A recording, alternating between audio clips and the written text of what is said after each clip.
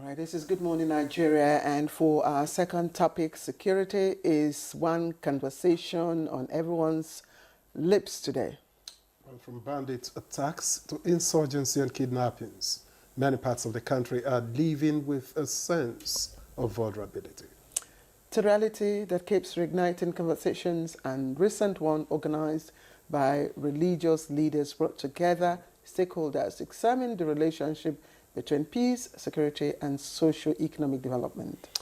So today we highlight the possibilities in mutual understanding through peaceful coexistence. Now this is the focus of our second conversation today as we discuss building a secure nation for sustainable development. All right, so joining us here in the studio is Dr. Abubakar Abdussalam Baban Gwale. Baban Gwale? Yes, sir. Yes. Baban Gwale is Director of Seminars and Conferences of JIBWIS. We're very glad to have you with us. Thank you. Good morning, and we're very glad to meet you too. Thank you. Thank you. All right. Victor, if you allow me to start. Okay, go ahead. All right. Let me just background, because, when we are talking about building national security, I want to go back, and I'm happy you are a doctor. Before the Westphalian Treaty of 1648, that really shaped the way nation states conceived, national security. Before then, it used to be military might. Nations were amassing, stockpiling arms, and that determined, the quantum of weapons you gathered determined how secure, you were, until Westphalia Treaty came and changed the concept of sovereignty. So today, the UN definition of security has gone beyond military might, yes, to include human security. And, it describes it as threats to people's survival, livelihood, and dignity and all that. So I would like you to start by, enlightening us when we talk of national security, from the perspective, let's say, of, your understanding. What are we talking about? So that every Nigerian will understand it when we say we are building it, in national security. Okay. Alhamdulillah, wa sallallahu sallam ala rasulillah wa ala alihi wa sahbihi wa man wala. Amma ba'd. So when we are talking of national security, we are talking of a very important and vital issue which concerns almost everybody, not a government or a particular institutions. From a religious perspective, religion considers security as a backbone of the existence of the human being, and also the responsibility of providing the national security has been vested not only on the leaders or a particular institution, as I have said earlier, but it is a collective effort that has to be, everybody or every institution has to give his own or its own contribution. So it has been discussed in various discourse of Islamic in the Quran and the Sunnah of the Prophet Muhammad sallallahu alaihi wasallam.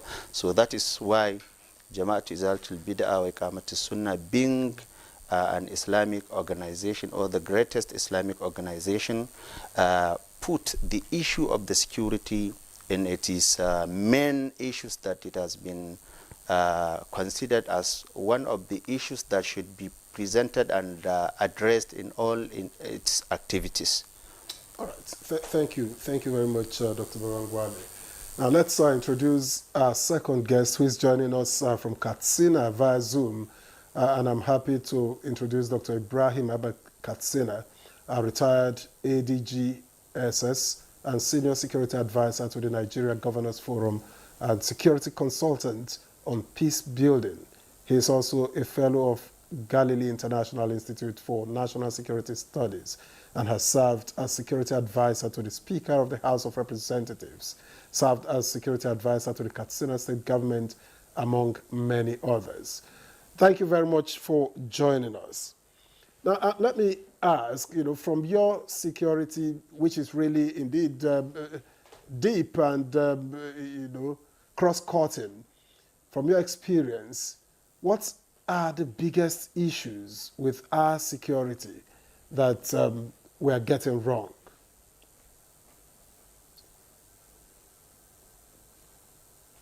Actually, thank you for the opportunity.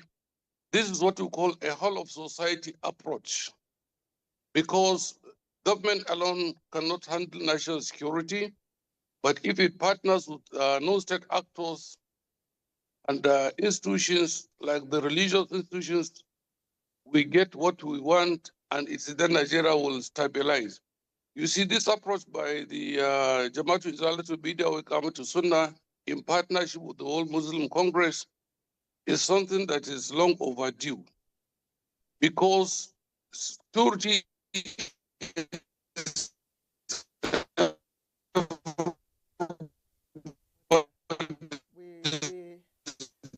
We hope to go back to Dr. Katsina once the connection is clear. But let's come back here again, to Doctor here. And I like, because you were also at the religious conference, Jibril's conference yesterday, where the issue of peace was really talked about. And I'm just trying to get out, a quote from the Quran. About what peace it's all about. It says peace. Whoever kills a soul, it is as if he had slain mankind entirely, and whoever saves one, it is as if he had saved mankind entirely. That's Quran 5:32. Yes. I'm sure you know the verse. Yes. And so it talks about preserving human life, not just about territory and all that. At what point do you think religious leaders ought to abide by this, verse of the Quran? Because we so far we've seen a lot of people, both Muslim and Christians, all saying all sort of things that are quite incisive and not going the direction that we want if we are going to build national security. Yes. So at what point do you think that we are deviating from this message? Yes, okay. So the verse you have just quoted in Surah Al-Ma'idah was about so many other patterns where human beings are also enjoined to take precautions, not even how to, it has not even given the remedy after the insecurity has happened, but has given the measures that has to be taken before the insecurity happens, by maintaining the peaceful coexistence, and also by considering the diversity, cultural and religious diversity, and also ethnic diversity, not as a source of conflict which may lead to the insecurity, but as an opportunity of enrichment and also mutual understanding and respect. If there is respect of humanity, there will be no insecurity. If there is a mutual understanding, there will be no security. And also, Islam has also warned the entire mankind of the consequences of the insecurity, and also has cited so many examples of the peaceful environment and secured environment like Mecca. Sorry, I don't want you to deviate. I want you to talk about the two things. Whoever kills a soul, it's as if that person has slain the entire mankind. And whoever saves one, saved mankind. Within the context of your messaging, what will constitute killing a soul and saving mankind? Okay, mankind are created to build the world. So removing one mankind may amount to the removing of the existence of the entire mankind.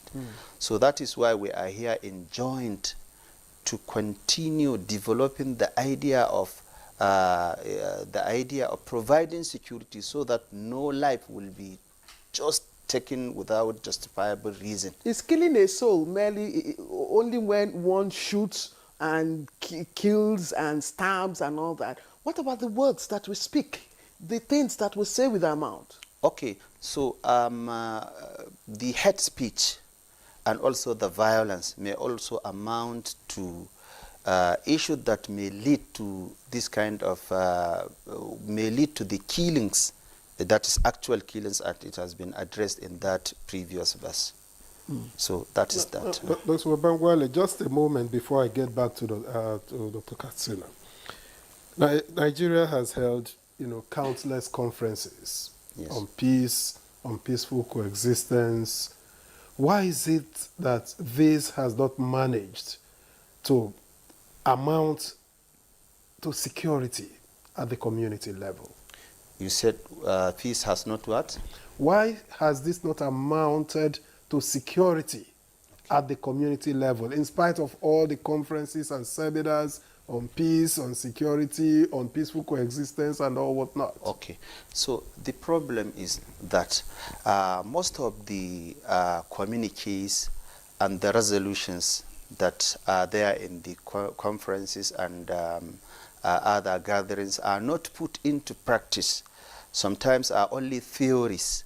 So when we try to actualize or put into practice what we have reached in the resolutions and the communiques, so I'm very sure that it will go a long way in reducing the insecurities we are seeing and addressing so for now the it's violence that affecting the social coexistence and peace. For now, it's a lot of talk. Yeah. All right, let's get back to Dr. Katsina, who we got to earlier on. But perhaps you would just like to round off your thoughts. I had asked what we are getting wrong in terms of our security, and I'm trying to draw from your experience what Nigeria is getting wrong that makes the insecurity looking rather perennial. The problems we're facing are community-based, and it requires a whole of society, a whole of government approach. And that is what this organization has started doing. The moment you don't carry people along, you cannot solve all the problems we are facing. Now that the Islamic religious organization has started doing this, it's a challenge for all of us to involve non-state actors in managing security issues that are affecting us. Because initially, most of the conferences, most of the seminars that were held before were done by the government. I think this is the first time a religious organization has tried to bring everybody together in what we call a whole of society, a whole of government approach in addressing our security concerns. And being a member of the organizing committee to this conference, I've seen something that is so unique. Everybody is being carried along, the religious organizations, in spite of their sex and what have you, and even those that are not Muslims have been carried along in order to understand our diversity and use it as a stepping stone towards addressing our problems. Because God that has created us knew our differences, and that's why he created us deliberately in order to use our intellect to solve these problems. So in security management aspect, the approach now has shown to us that Nigeria is transiting, and gradually, I am sure at the end of this conference, the communique, as my friend Dr. Haya has said, will be followed, because there will be a monitoring and evaluation committee that will ensure that all the measures that are adopted, all the resolutions were followed. And I'm sure if the government will begin to use religious institutions and other non-state actors in addressing our societal concerns, most of our problems will be solved. Because the issues we are facing are issues that are local. And these people that are gathered, they are from all callings, all parts of the country, and we are challenged to discuss among ourselves, what are our problems? Why can't we solve our problems? And everybody spoke openly, freely. In fact, what the national chairman of the APC has said has made many people to realize that, yes, we're from the same background, And what we need to do is to understand our differences and use them in order to build our future. Religious differences doesn't mean that we should be fighting each other. Ethnic difference doesn't mean we should fight each other. Countries like America and other countries in Europe that have various diversities use those diversities to move forward. But unfortunately, in Nigeria, we capitalize on them. I am Hausa, I'm Yoruba, I'm Igbo, I'm Muslim, I'm so and Christian. So now that we have come together to address these concerns, I think what the government should do is to ensure that the outcome of this conference is utilized effectively. And other religious organizations also should take a step forward and learn from what this Isala religious organization has done in order to be organizing this type of conferences, build partnership so that our nation can move forward. Because based on my background, I am hopeful that the outcome of this conference has shown to us that Nigeria can move forward. And in fact, it's an answered prayer. People have been praying that may God intervene and show us the way out. Now that God has intervened, religious leaders have come together, various ethnic nationalities have come together, discuss our common problems. I'm sure Nigeria is about to transit out of its current security quagmire. Because what we failed to realize initially is that we should evolve a whole of society, a whole of government approach in order to solve our problems. And that's what this conference has shown to us. That's my take on it. Katsina, thank you. And it's good to see you. You're not in the studio with us. But let me ask you, maybe two related questions. What happens when, a cleric uses his or her authority of faith, to disparage other citizens? And at what point does religious expression cross the line into hate speech and incitement? See, we should begin to regulate religious conduct and even activities of religious leaders. The fact that you are a religious leader doesn't mean you have the right to mount the podium and say whatever you like. There should be regulations. People that create hate speech and whatever should be sanctioned. Because the truth of the matter is, if we don't show example, people have now used social media and whatever and hide under the cover of religion to be causing divisions. The essence of religion is for development. That's it. You should not use the cover of being a religious leader or a religious cleric to incite disaffection, to incite hate. We shouldn't allow it. Nigeria should go beyond that. Any country, even our neighbors here, Niger Republic, Benin, and what have you, they don't tolerate that. But it's only in Nigeria that if you're a religious leader, you have the immunity to say whatever you like, to cause problem, and the government will just look at you. No, we shouldn't allow it. Religion is meant for harmony. So I think what we should do is the government should ensure that there are guidelines even before you go to church or your mosque and preach or open your mosque or open your church. You should be licensed. But in Nigeria, anybody can open a place of worship. The fact that you have freedom of religion doesn't mean you can do anything and say anything. No. Religion is meant to regulate you. It's meant to guide you. It's meant to fashion you. And the essence of government is to provide the basis for everybody to do his own religion without let or hindrance. And even the message of the president to the conference, that was what it was emphasizing. So I think where we're getting it wrong is there are no sanctions. People can mount the podium and say whatever they like and hide under the cover of religion. No, I think the government should not tolerate that any longer. Anybody who causes disaffection will have all these laws that can take care of that. People should be sanctioned so that it should serve as a lesson to others. But we should not tolerate incitement. We should not tolerate anything that creates hate and disaffection. And this seminar that was done this week has shown to us that we need to tolerate each other. Your religion is to you, my religion is to me. The essence of our togetherness is to see how we can bring development. Nobody is superior to other. It is only God knows who is superior. And that's left for God to judge. But for everybody to sit up and say, because I'm a religious leader, I can disparage that person and that religion, it is time we stop that now. And I think the essence of this conference is to provide the basis for Nigerians to come together, open up, bring up issues that divide us. Let us address them. Bring up issues that can unite us. Let us put them forward and pursue them. And I think the government to come out of our security challenges. And if we adopt to the outcome of this seminar, I'm sure, and I think we should add to it that there should be proper regulation of religious activities. Freedom of religion doesn't mean freedom of hate speech.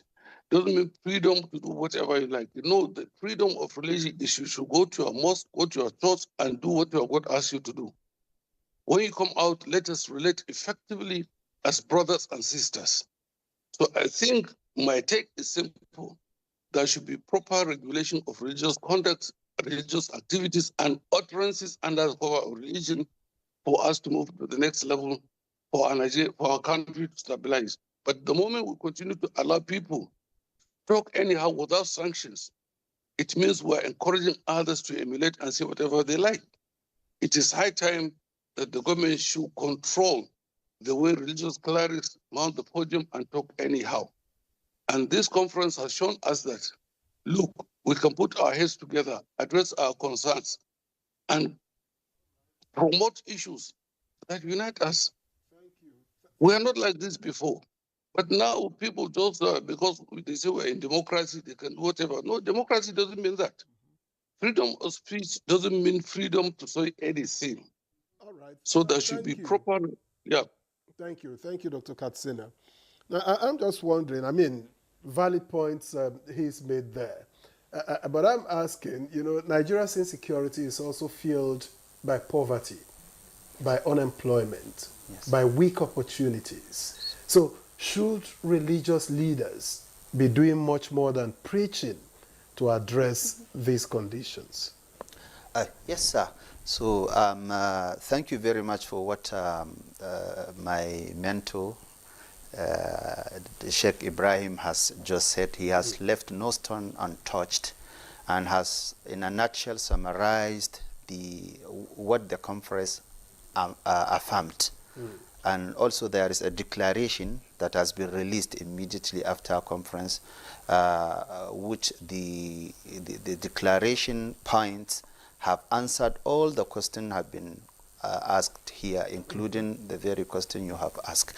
Among the points that the declaration affirmed is that the sustainable development is inseparable from peace, security, and instability, and also religious and educational institutions have very important role in promoting tolerance, coexistence, and respect for diversity. And also youth and women should be empowered to contribute to peace building and responsible citizenship. So the religious leaders are duty bound to promote this point in their pulpit and also in their sermons and also in their religious narratives, to preach government and also to preach the citizens in abiding by all these things that have been released or reached to. By doing this, I'm very sure that religious leaders would discharge their responsibility and peace will also reign. So moving forward in 60 seconds, beyond the communique that you have reached, and what's the next step? How do you hope to, communicate this, to message this, so that it gets to, the real people who should hear it? So definitely there must be a framework, and also there must be aftermath of the conference. There is going to be a committee that will be monitoring and evaluating the outcome of the conference. By doing this, I'm very sure that everything will go in line. All right, Victor. That reminds me, in fact, after asking that question, I just thought of it. Only 2 days ago, the Church of Nigeria Anglican Communion was having a conference, a summit, the third in the series on health and planning to mobilize ₦1 billion to push Health insurance. that agenda. So it's all part of it, and I think we could do a bit more in addition to curbing what we say as religious leaders. But let me thank very sincerely Dr. Ibrahim Ahmed Katsina, who is a retired Assistant Director General of the State Security Service, among many other casts. We appreciate your time. We appreciate your perspectives on the program. Thank you so much. All right. Let me also thank Dr. Abubakar Abdussalam Baban Gwale, Director of Seminars and Conferences, Jibwis. Thank you very much for coming. Thank you very We much. appreciate You're welcome. you. All right, and that's Good Morning Nigeria for today. Thank you for joining us, and I will see you next week by God's grace, inshallah. I am Claire Adilabu Abdulrazak. All right, and I'm Victor, as I'll see you in a matter of hours. See you tomorrow. Have a great day.